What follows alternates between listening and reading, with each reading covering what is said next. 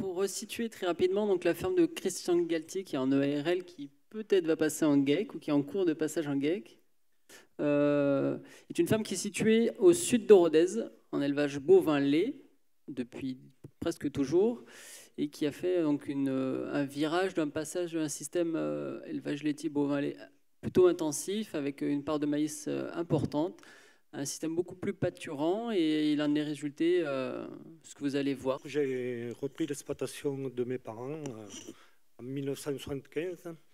Il y avait 120 brebis et 30 vaches laitières sur cette exploitation.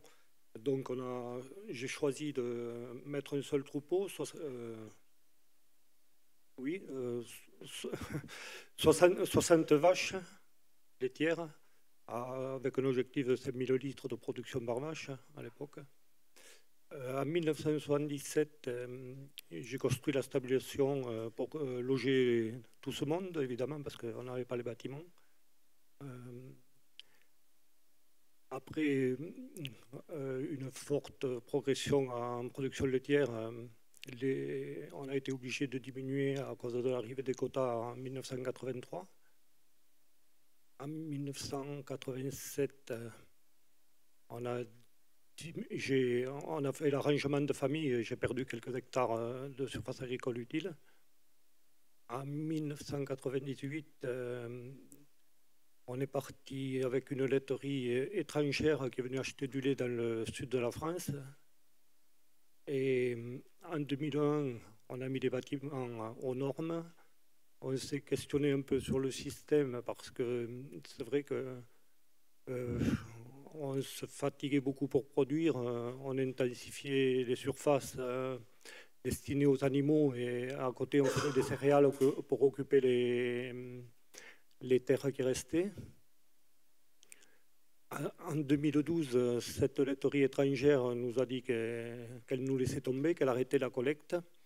Donc on a choisi de partir vers la laiterie bio-lait. Donc on a entamé la conversion vers l'agriculture biologique. Et on a diminué le troupeau. Non, on ne l'a pas diminué. On a tout simplement dit que dorénavant, on allait changer de système et qu'on allait consacrer la ferme plutôt, avoir une ferme herbagère et produire le lait en achetant le moins possible et en soyant le plus autonome possible. Voilà. Là d'ailleurs, vous voyez avec ces graphiques, la surface de maïs a été diminuée par 2. Voilà.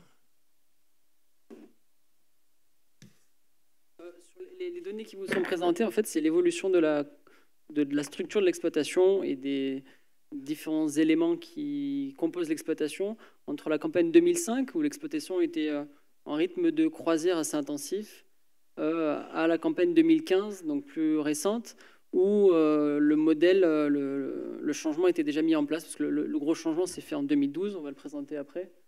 Et voilà, donc vous voyez pas très bien les graphiques, mais grosso modo, c'est la part d'herbe dans la SAU, la part de prairie passée de 40%, non, de 50% à un peu plus de 75% cumulés, avec différentes ressources fourragères. Alors que la surface SAU n'a pas forcément bougé.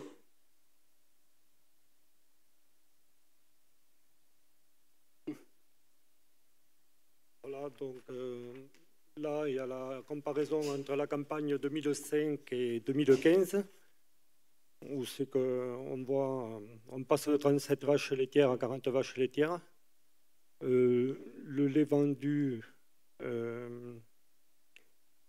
est vers la campagne 2005 à 2015 est en augmentation aussi. La conduite alimentaire, on le voit, l'ensilage de maïs en 2005 et la proportion d'herbe, ça s'inverse. En 2005, on achetait presque 14 tonnes de tourteaux de soja. En 2015, on a seulement utilisé 9 tonnes de luzerne déshydratée. Et là, je vois que sur le papier, il y a marqué 1,6 tonne d'aliments vache laitière 40. Mais cet aliment, c'est pour faire le complément pour les génisses qu'on élève et qui veulent à 2 ans, quoi. C'est pas destiné aux vaches laitières, hein.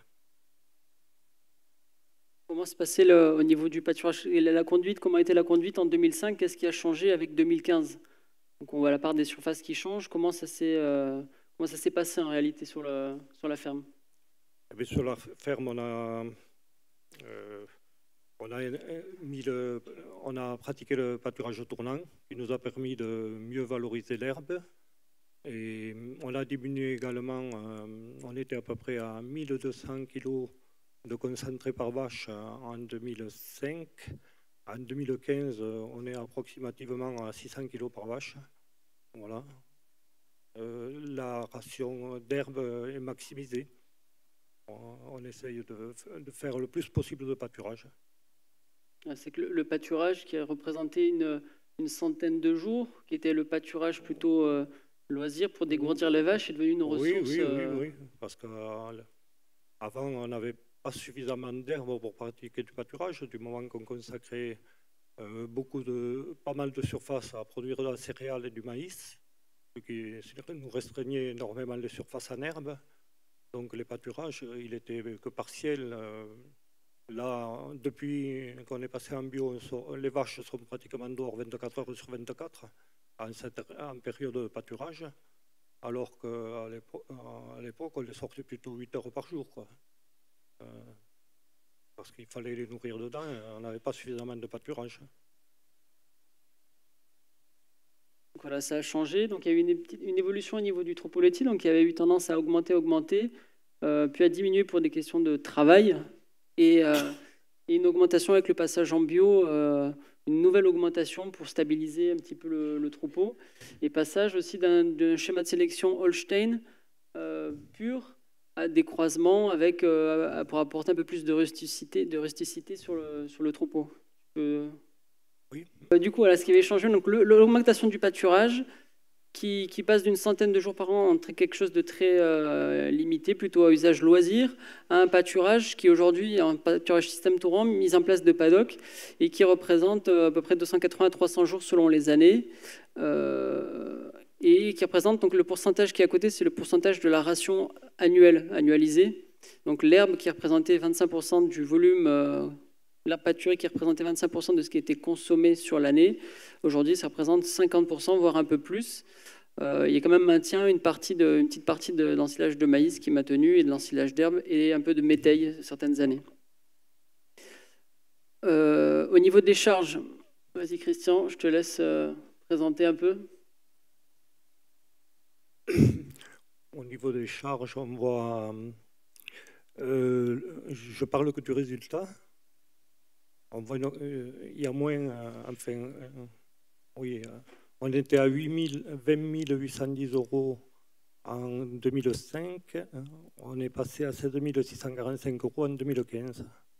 Voilà, ça fait une diminution de 20% des charges. Donc les charges, il y a eu le passage en bio, donc qui se note sur les produits phyto, donc diminution, enfin passage à 0 € en charge de produits phyto, donc ça c'est le passage en bio. La partie engrais qui a pas mal diminué également, avec la désintensification, on va dire, sur ce poste-là. Semences et plants qui a tendance à se stabiliser parce qu'on implante des prairies, on pourra développer ça, implantation de prairies multi-espèces ou de prairies productives dans le système pour répondre à l'autonomie alimentaire.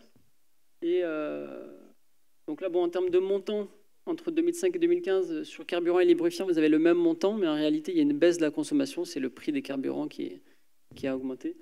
Et sur le poste santé animale, alors je pense il y a eu une petite augmentation, mais grosso modo, voilà, une baisse de 20% des charges avec un produit qui s'est maintenu, voire qui s'est augmenté.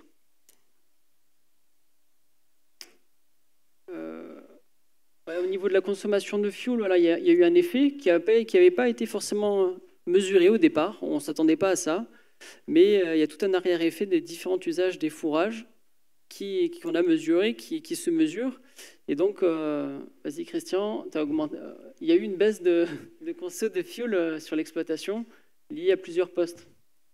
Ben, oui, le fait de pratiquer le pâturage tournant, on récolte on transporte moins de stock on amène moins de stock dans les bâtiments. Donc, les vaches qui vont dehors en permanence, ça économise du travail de raclage aussi, qu'on fait avec le tracteur. Nous.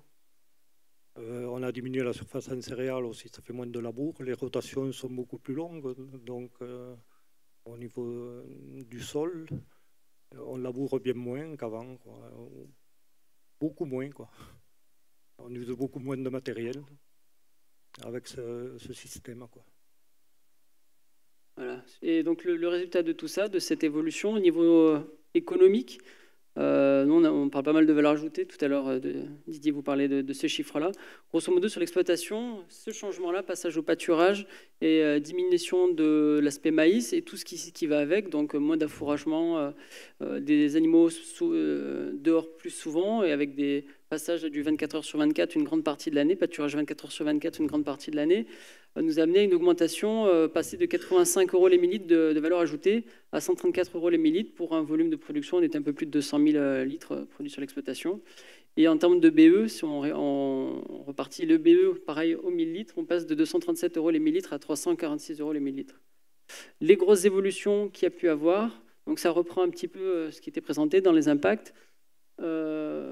Christian, je te laisse faire le point rapidement.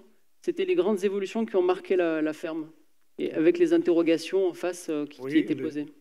Les premières interrogations, c'était le changement de laiterie. En 2001, quoi. Oui, on a changé de laiterie en 98 d'ailleurs. Voilà. On a arrêté l'IA et le contrôle laitier à cette époque-là parce que, bon, au niveau finance, on essayait de gagner sur toutes les ficelles. Puis bon, en collaboration, le contrôle laitier nous incitait d'abord à avoir des bonnes performances et on ne regardait pas toujours le bénéfice, quoi. D'ailleurs, quand les vaches avaient tendance à baisser, le contrôleur laitier, il était là, il disait il faudra donner un peu plus de concentré. C'était toujours voilà, ce qu'il fallait faire. Le système intensif a atteint ses limites, c'est en 2010.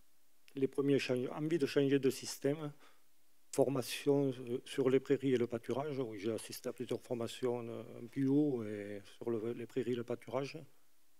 En 2010, la sécheresse nous a un peu... Il y a eu très peu de maïs à récolter. En 2011, suite au départ de la laiterie qui nous collectait, on n'était pas très rassurés. Ouais. On a fait, là, pour faire la transition vers le bio, on a fait des métayers immatures pour ensiler, de façon à installer des prairies derrière.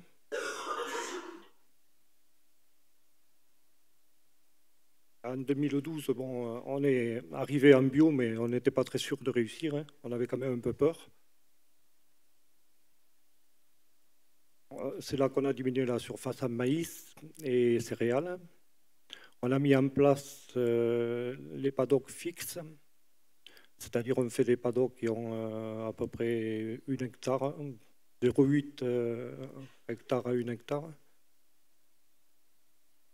Après, bon, on s'est aperçu que c'était un bon système, que les prairies produisaient bien et que, bon, on a vu augmenter la marche. D'ailleurs, les chiffres que vous avez vus en témoignent.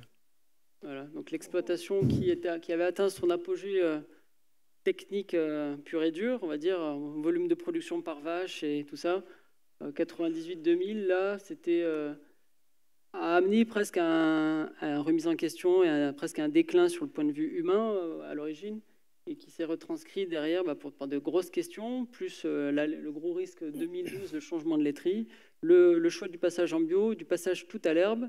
Et aujourd'hui, 2016-2017, l'avenir est en cours d'écriture, mais le système, la ferme s'en sort très très bien. Et il y a un des enfants, des fils, qui est en cours de transmission, enfin il y a un cours de transmission, un cours d'installation sur l'exploitation. Oui, voilà. Et puis, Voilà, Ouais, on va terminer, voilà, on va terminer là. Bon, mais ce qui a Voilà, changé, allez. je vous laisse le lire sur l'exploitation.